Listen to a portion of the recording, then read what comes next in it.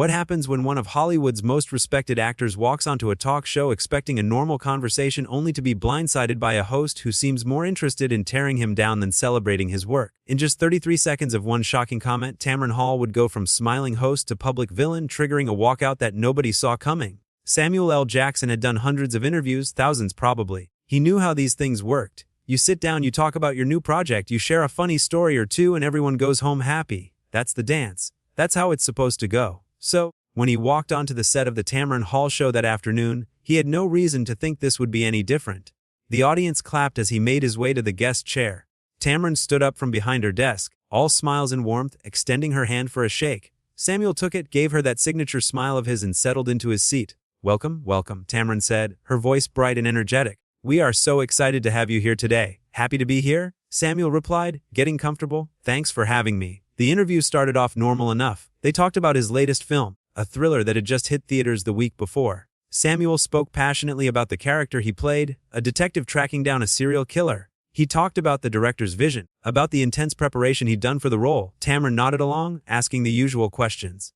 "Now, this character is very different from some of your other roles," Tamron said, leaning forward slightly. "How did you approach getting into his headspace?" Samuel launched into an explanation about the research he'd done, the police officers he'd shadowed, the psychology books he'd read to understand how detectives think. It was the kind of answer actors give when they've really invested themselves in a project.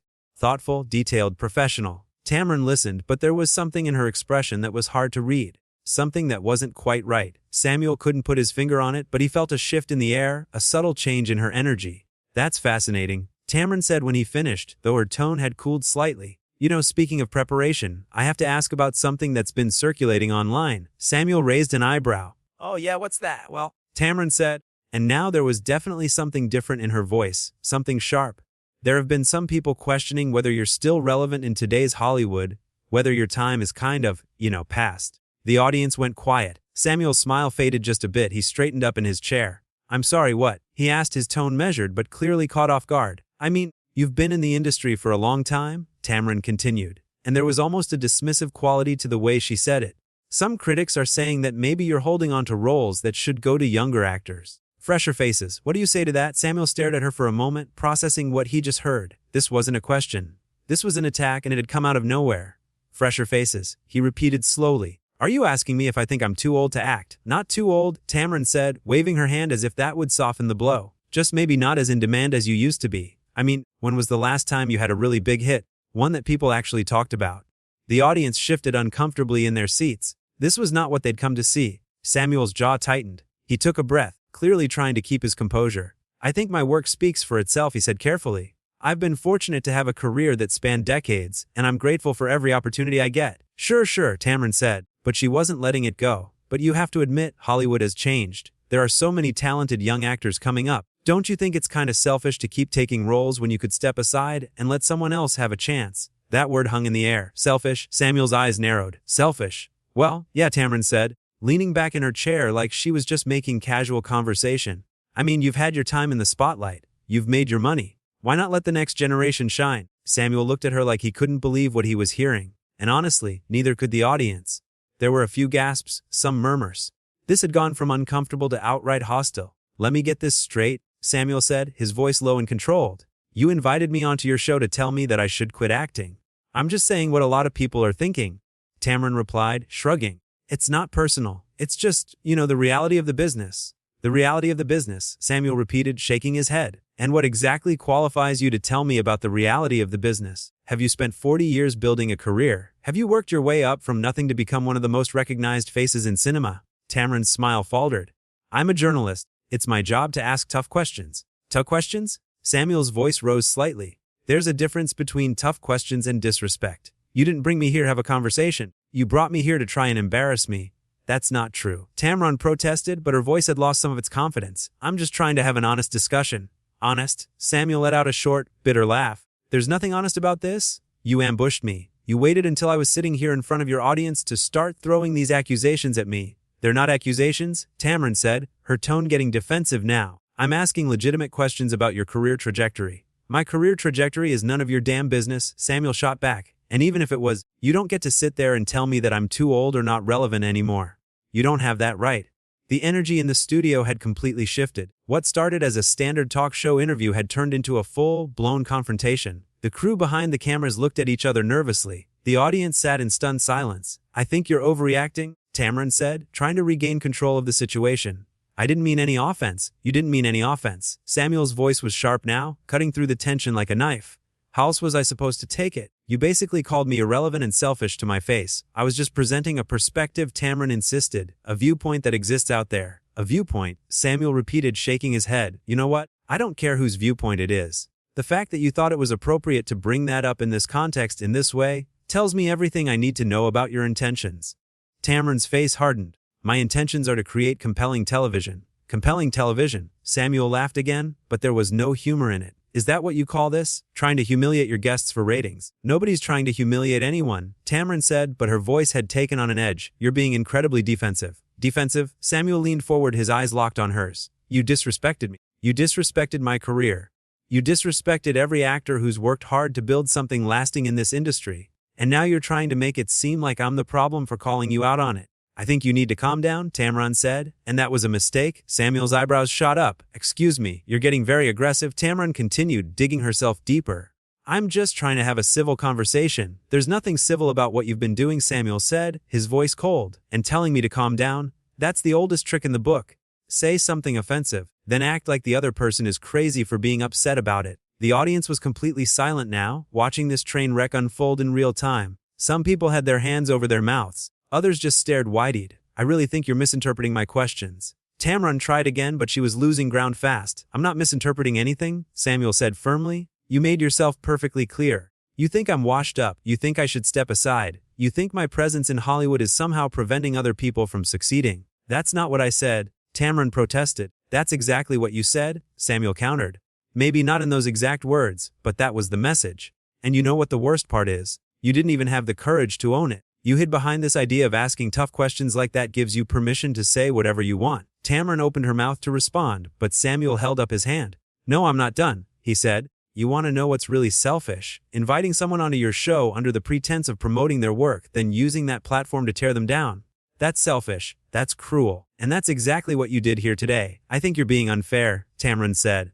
But her voice was weak now and fair. Samuel shook his head slowly. "You don't get to talk to me about fair. You crossed a line today. A big one." There was a long pause. The tension was so thick you could cut it with a knife. Samuel looked at Tamron, then at the audience, then back at Tamron. "You know what?" he said quietly. "I don't need this. I don't need to sit here and be insulted by someone who clearly has no respect for me or my work." He stood up. The sudden movement made Tamron flinch slightly. "Wait, where are you going?" she asked. "I'm leaving," Samuel said simply.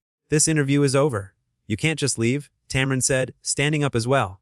"We're in the middle of taping." "Watch me," Samuel replied. He started removing his microphone, unhooking it from his shirt. "Please sit back down," Tamron said, trying to sound authoritative, but failing. "Let's talk about this." "There's nothing to talk about," Samuel said, dropping the microphone on the chair. "You said what you wanted to say. Now I'm doing what I need to do." "But we still have 10 more minutes," Tamron said, desperation evident in her voice. "Now, what am I supposed to do with 10 minutes? Samuel stopped and turned to face her one last time. "That's your problem, not mine. Maybe you can spend that time thinking about how to treat your guest with respect." The audience gasped again. Some people started clapping. Uncertain applause that grew louder as Samuel walked toward the exit. "Samuel, please," Tamron called after him, but he didn't stop, didn't even look back. The studio doors opened and Samuel L. Jackson walked through them, leaving Tamron Hall standing alone on her stage, speechless. The audience was still clapping, some of them standing now. The crew stood frozen, unsure what to do. Tamron looked at the cameras, then at her producers offstage. Her face was flushed a mix of anger and embarrassment. She'd lost control of her own show, and everyone had seen it happen. "Well," she said, trying to compose herself. "That was unexpected, but nobody was buying it. The damage was done. She'd pushed one of Hollywood's most respected actors too far, and he'd walked out on her on live television in front of everyone." A producer rushed onto the stage, whispering urgently in Tamron's ear. She nodded, looking defeated. The cameras cut and the audience sat in stunned silence, processing what they just witnessed. Samuel, meanwhile, was already down the hallway, his security detail flanking him. His assistant rushed to catch up, out of breath. "Are you okay?" she asked. Samuel nodded, his jaw still tight. "I'm fine. Just get me out of here." "That was intense," his assistant said as they headed toward the exit. "She crossed a line," Samuel said quietly.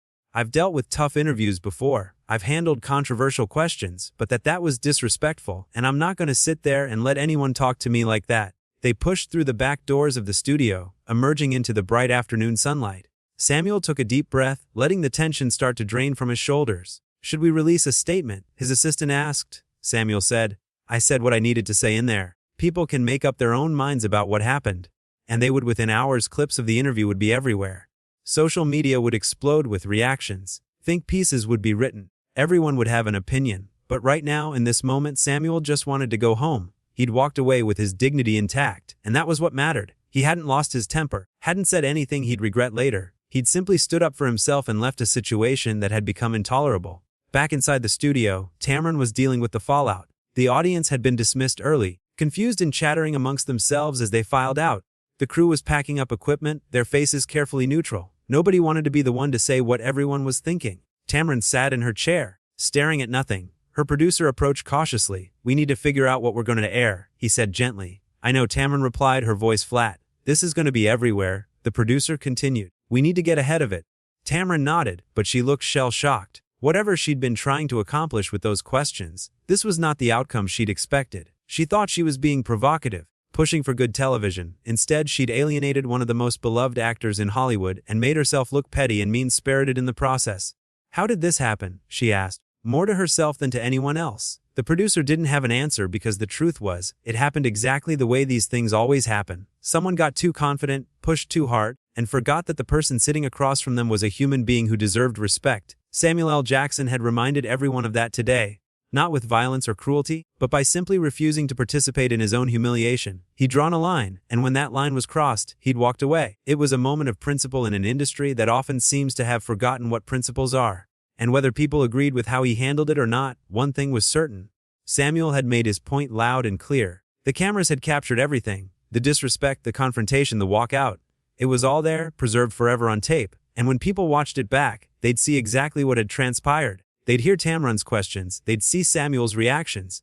They'd witness the moment when a professional decided he'd had enough. In the hours and days that followed, the conversation would shift and change. Some would criticize Samuel for walking out. Others would applaud him for standing up for himself. Media outlets would debate whether Tamron had crossed a line or whether Samuel had overreacted. Everyone would have their take, their hot opinion, their analysis of what it all meant, but none of that mattered in the moment. In the moment, it was simple. A host had disrespected her guest. The guest had called her out on it. And when she doubled down, instead of apologizing, he left. That's what happened. That's the story. No more complicated than that. Samuel's car pulled away from the same studio, taking him back to his life, his career, his work that spoke for itself. He'd done thousands of interviews, and he'd do thousands more. But this one would be remembered not because of anything he said about his new film, but because of what he said about respect, dignity, and knowing when to walk away. Tamron remained in that studio facing questions from her team, already preparing for the storm of public opinion that was about to hit. She'd wanted compelling television, and she'd gotten it, just not in the way she'd hoped, because at the end of the day, truly compelling television doesn't come from tearing people down. It comes from building them up, from genuine conversation, from mutual respect between host and guest. Tamron had forgotten that, or maybe she'd never learned it in the first place, and Samuel L. Jackson had just given her and everyone watching a masterclass in what happens when you forget. You lose. You lose your guest, you lose your audience's respect, you lose the moral high ground, you lose it all. In 33 seconds, with one thoughtless comment about relevance and age, and giving up what he'd spent a lifetime building, Tamron Hall had turned what should have been a simple promotional interview into a viral moment of controversy. She'd made herself the villain of her own show, and Samuel just walked away, head held high, dignity intact, career still thriving despite what anyone might say. Because the truth is, people like Samuel L. Jackson don't become irrelevant. They don't fade away because someone thinks they should. They continue doing what they love, what they're good at, what they've earned the right to do. And no talk show host, no matter how big their platform, can take that away from them. That's the real lesson here, not about Hollywood politics or generational divides or any of the other narratives people would try to spin. The lesson is about respect, about treating people the way they deserve to be treated, regardless of who they are or what you think you can gain by putting them down. Tamron learned that lesson the hard way in front of cameras, in front of an audience, in front of the world. And Samuel, he didn't need to learn anything. He already knew his worth. And when someone tried to diminish it, he simply chose not to give them that power. He walked away. And in doing so, he proved exactly why he's still one of the most respected actors in the business. Because respect isn't just something you receive. It's something you demand, something you uphold, something you refuse to compromise on, even when the cameras are rolling.